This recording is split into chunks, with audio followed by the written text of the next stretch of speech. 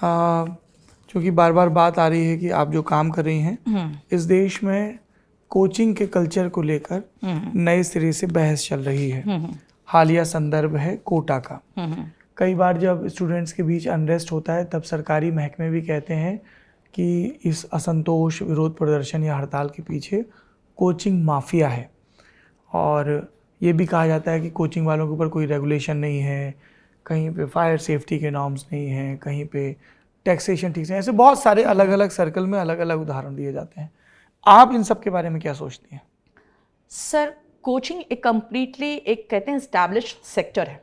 हम लोग जीएसटी पे कर रहे हैं, इनकम टैक्स पे कर रहे हैं, तो हम लोग कंपनीज के रेगुलेशंस में आते हैं, पहली बात। दूसरी बात है जो कोटा की बात की जा रही है, कोटा में सर बच्चे जो जाते हैं आफ्टर 12th जाते हैं, यानी वो घर में अपने माँ पिता के संरक्षण से सीधा अचानक निकलकर ऐसे कॉम्पिटिटिव माहौल में जाते हैं जहाँ पे कट थ्रोट कॉम्पिटिशन है, और जो एक प्यार दुलार और रोज सुबह शाम पेरेंट्स का एक गाइडेंस होता है वो खत्म हो जाता है वहाँ जाके। उसके बाद पेरेंट्स के जो एक्सपेक्टेशंस से बहुत हाई एक्सपेक्टेशंस होते हैं। एक बार अभी हाल में मैंने एक स्टूडेंट के फादर को फ़ोन किया था कि सर मेरे पास हज़ारों बच्चे हैं, मैं आपको फ़ोन कर रही हूँ, तो समझ लीजिए मामला सीरियस है। मेरे हज़ारों बच्चे हैं, आपका एक ही बेटा है, कुछ नहीं भी करेगा ना तो भी जिंदा रहेगा, तो आपके आंखों के सामने रहेगा। आप इस पर प्रेशर मत डालिए। सर कई बार अपने जो सपने हैं उनका बोझ पेरेंट्स बहुत ज़्यादा डाल देते हैं बच्चों पर, और उसके बाद उनके जो एक्सपेक्टेशंस होते हैं कोचिंग सेंटर से बहुत ज़्यादा होते हैं, और कोचिंग सेंटर भी इस मामले में दबाव में हम भी आते हैं कई बार कि भाई रिजल्ट देना है, क्योंकि पेरेंट्स का है 1 साल हो गया, सिलेबस कब खत्म होगा। अब सिलेबस कब खत्म होगा इसका मतलब है कि आपको ज़्यादा पढ़ा दे एक साथ ही। हम लोग तो कोशिश करते हैं 9 मंथ्स में हम लोग 8-9 मंथ्स में कंप्लीट करके भेजते हैं। उसके बाद बच्चे को फिर पेरेंट्स बुलाने लगते हैं। बच्चे जब यहाँ के माहौल में सेट होते हैं फिर उनको बुलाया जाता है। फाइनेंशियल प्रॉब्लम्स होते हैं बच्चों के, तो ये सब कुछ मिल के एक उन पर एक प्रेशर क्रिएट करता है। लेकिन अल्टीमेटली लोग किसी भी को बदनाम नहीं करके एक कोचिंग सेंटर को माफिया के रूप में रखा जाता है।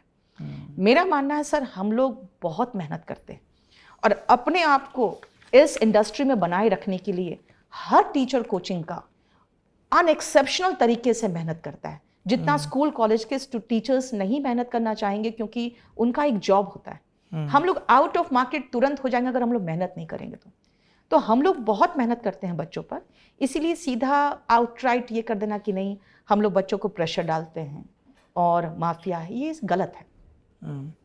कई लोग ये भी कहते हैं कि सब कोचिंग वाले लाखों करोड़ों और कई जगह तो अरबों का भी नंबर एक इस्तेमाल कर दिया गया है में खेलते हैं, और उसके बाद वो लोग ऑनलाइन बहुत सारी ज्ञान की बातें देते हैं, पर असल में अगर उन्हें चिंता हो तो वो गरीब विद्यार्थियों से फीस ना लें। आप लोगों के यहाँ क्या है फीस का स्ट्रक्चर? अगर कोई आर्थिक रूप से कमज़ोर छात्र है और वो आपके यहाँ आता है तो क्या सहूलियत है? सर हम लोग जैसे मुखर्जी नगर की मैं बताती हूँ, सबसे हाई जो फ़ी है, हाईएस्ट फ़ी वो भी मेरे इंस्टीट्यूट का है, सबसे लोवेस्ट भी मेरे इंस्टीट्यूट का है। हमारे पास इंफ्रास्ट्रक्चर है, शाम को बैचेस कम होते हैं तो हम वहाँ पे एक चैरिटी बैच चला देते हैं, वो नीतू सिंह चैरिटी बैच से के नाम से फेमस है। वहाँ पे जिनके पास पैसे नहीं है वो आराम से क्लास करते हैं। ऑनलाइन में भी बहुत सारे बच्चे जो अपना कुछ जो अपने इनकम वगैरह का कुछ भेजते हैं, चाहे वो फिजिकली चैलेंज हो वो भेजते हैं, हम लोग उनको फ्री दे देते हैं। तो पैसा कह सकते हैं कि पैसा ऐसा माहौल नहीं बनाता है कि आपके पास पैसा नहीं तो आप पढ़ नहीं सकते। अभी 2 दिन पहले क्लास में एक हमारा स्टूडेंट आया था, उसने सीधा पूरा सबके सामने कहा कि मैंने 1 पैसा नीतू मैम को नहीं दिया है, फ्री का बैच मुझे मिला था, और मैं जब दिल्ली आया था तो मैंने फ्री के बुक्स उठाए थे यहाँ से। तो हम लोग भी सर चैरिटी करते हैं और हम लोग को भी बिजनेस करना है, क्योंकि हमें भी अपने टीचर्स अपने सारे खर्चे जो हैं हम लोग मिला जुला के करते हैं। अच्छा।